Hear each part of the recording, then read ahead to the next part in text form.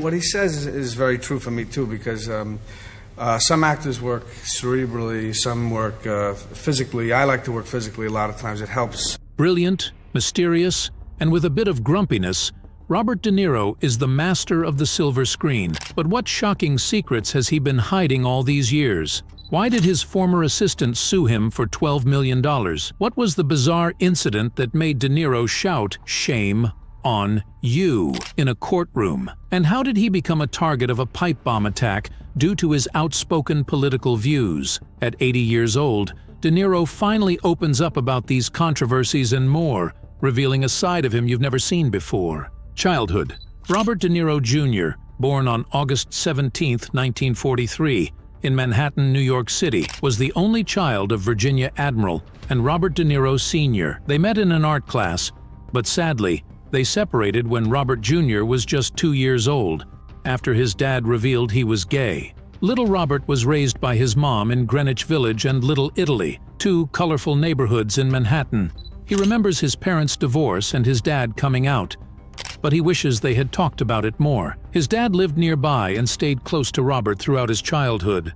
But Robert spent a lot of time alone. He made friends with other kids in Little Italy, even though his dad didn't approve. They nicknamed him Bobby Milk because he was so pale. Robert's dad loved those movie outings, and they sparked a real love for cinema in young Robert. He was especially inspired by Greta Garbo, a famous actress of the time. This passion for movies led him to start taking acting classes at the drama workshop when he was just in elementary school. By the age of 10, he landed his first role in a school play, The Wonderful Wizard of Oz. He played the Cowardly Lion, which is pretty funny considering how tough he would later become in his movies. Robert continued to act throughout his school years, even attending a special high school for music and art for a while. But acting wasn't just a hobby for Robert. He was serious about it and saw it as a way to overcome his shyness. He loved the feeling of being on stage and pretending to be someone else. So, at 16, he made a bold decision. He dropped out of school to pursue acting full-time. He wasn't afraid to take risks and follow his dreams, even if it meant going against his parents' wishes. He even said in an interview that he was inspired by watching other actors on TV and thinking, "If they can make a living at it, I can too." Robert started studying acting at the HB Studio and the famous Actors Studio. He learned a lot from a teacher named Stella Adler, who taught him about a special way of acting called the Stanislavski system. This method involved really getting into character and understanding their feelings and motivations. Robert took this advice to heart and became known for his intense and realistic performances. By the age of 20, Robert was ready to conquer Hollywood. He had honed his skills, learned from the best, and was eager to make his mark on the film industry. Road to greatness. In 1963, a young and ambitious director named Brian De Palma noticed Robert De Niro's talent, and they became friends. De Palma even cast Robert in the lead role of his first movie, The Wedding Party, a funny film about a groom's misadventures before his wedding. But because of a fight with the company that paid for the movie, it wasn't released right away. The movie didn't come out until 1969, by which time De Palma was already a famous director. It's kind of funny because when the movie was finally released, Robert's name was misspelled in the credits as Robert De Niro. But even though it took a while to see the light of day, The Wedding Party was a big step for Robert's career. It was his first leading role, and he even got paid $50 for it. While waiting for his first movie to come out, Robert got a small part in a French drama called 3 Rooms in Manhattan. He wasn't even mentioned in the credits, but it was still his first time appearing on the big screen. In 1968, he was in 2 more movies, one with a famous French director named Marcel Carné, who was known for his dramatic films. But Robert's big break came when Brian De Palma cast him in the lead role of a funny movie called Greetings.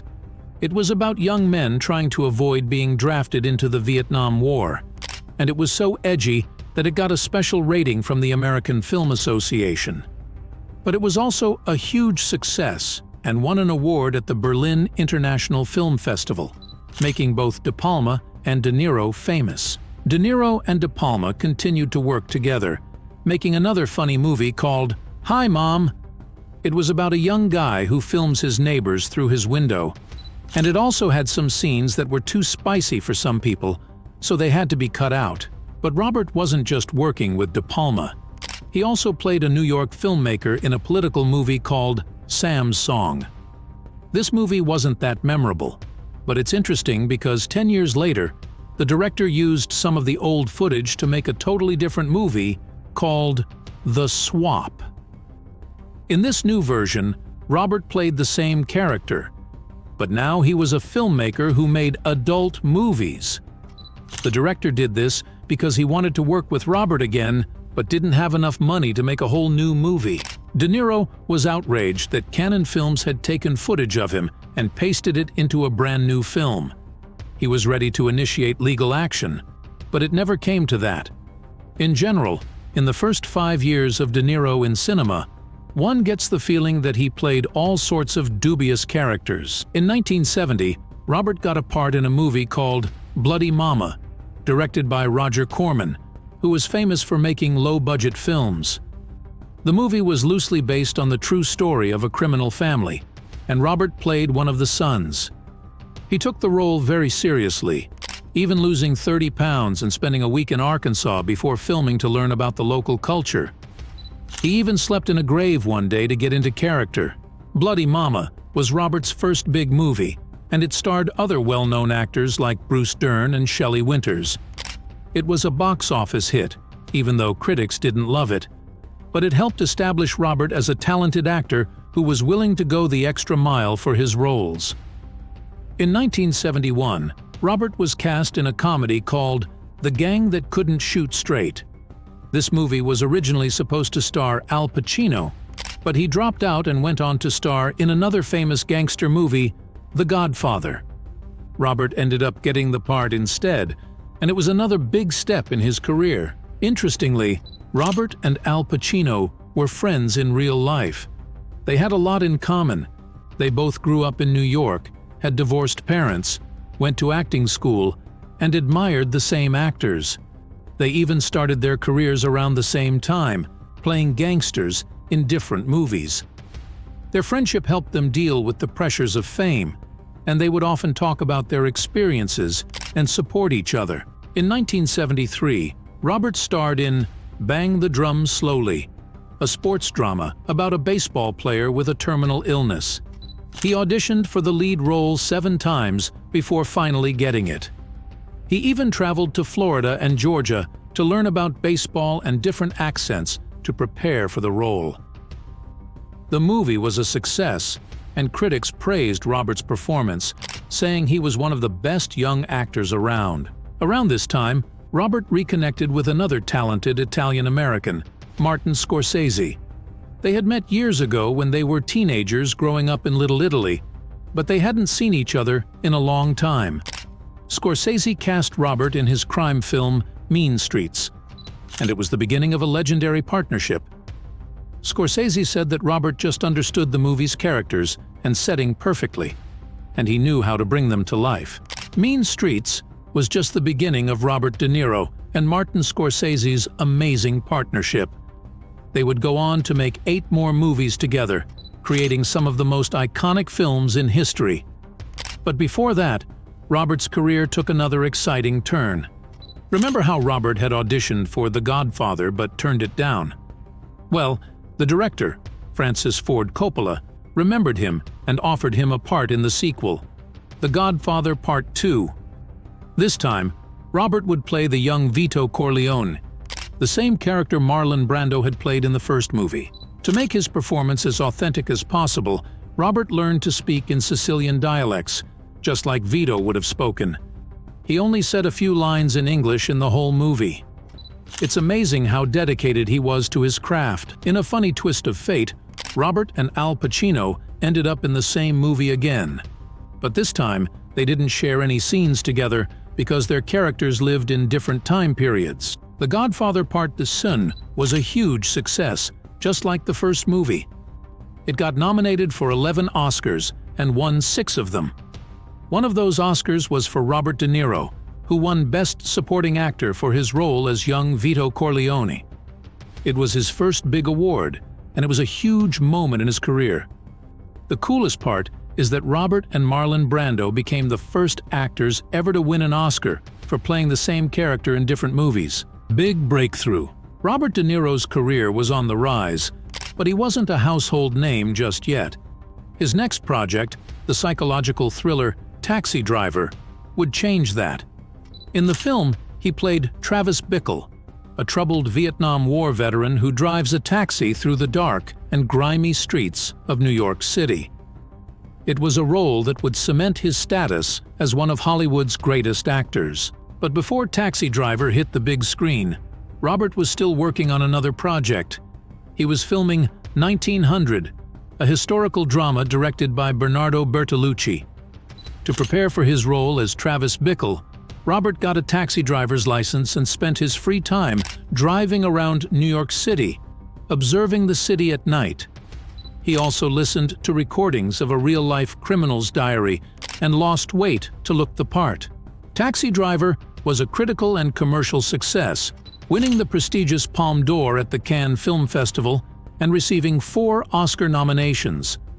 Robert's performance as Travis Bickle was praised for its intensity and realism, and his famous line, "You talking to me?" became an instant classic. Despite his newfound fame, Robert remained humble and dedicated to his craft.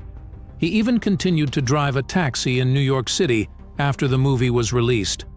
It's a testament to his commitment to authenticity and his desire to understand his characters on a deep level. In 1976, Robert starred in The Last Tycoon, directed by the legendary Elia Kazan. His performance as Monroe Starr, a driven young executive in the golden age of Hollywood, was met with critical acclaim. He even earned a nickname, Kid Monroe, from his co-star Robert Mitchum, for his ability to stay in character all day. Even though The Last Tycoon wasn't a box office success, it further solidified Robert's reputation as a talented and versatile actor. In 1978, Robert De Niro took on a challenging role in the war drama The Deer Hunter.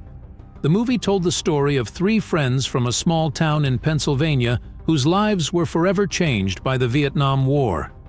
De Niro shared the screen with talented actors like Christopher Walken and Meryl Streep, and he was so excited about the project that he was one of the first to sign on. To prepare for his role as a steelworker, De Niro spent time hanging out with real steelworkers in bars and even visited their homes.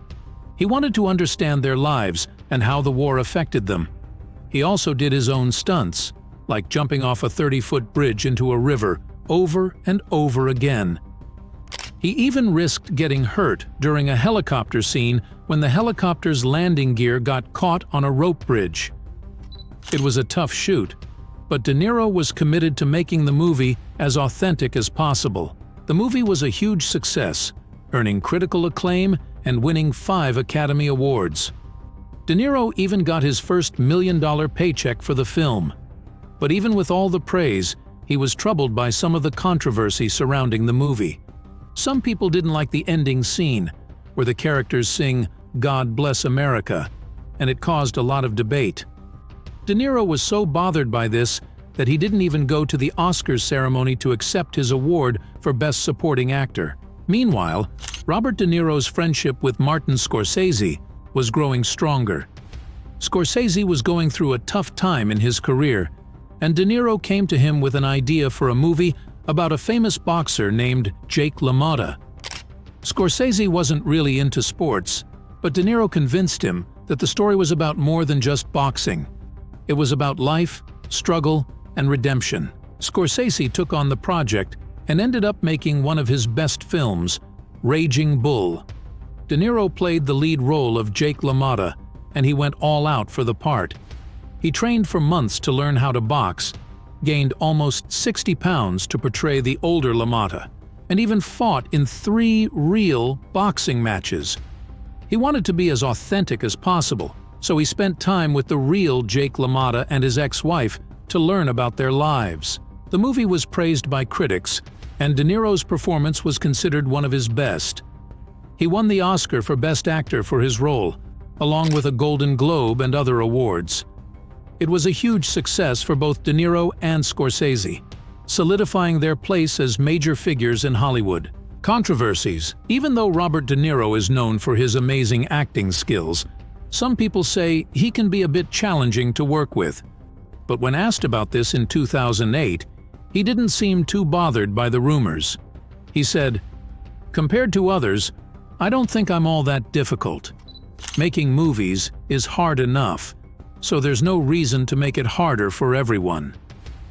He admitted that everyone has their own way of doing things, but it's important to leave personal problems at the door when you're working on a movie. One of the reasons why people might think Robert is difficult is because he doesn't really like doing interviews.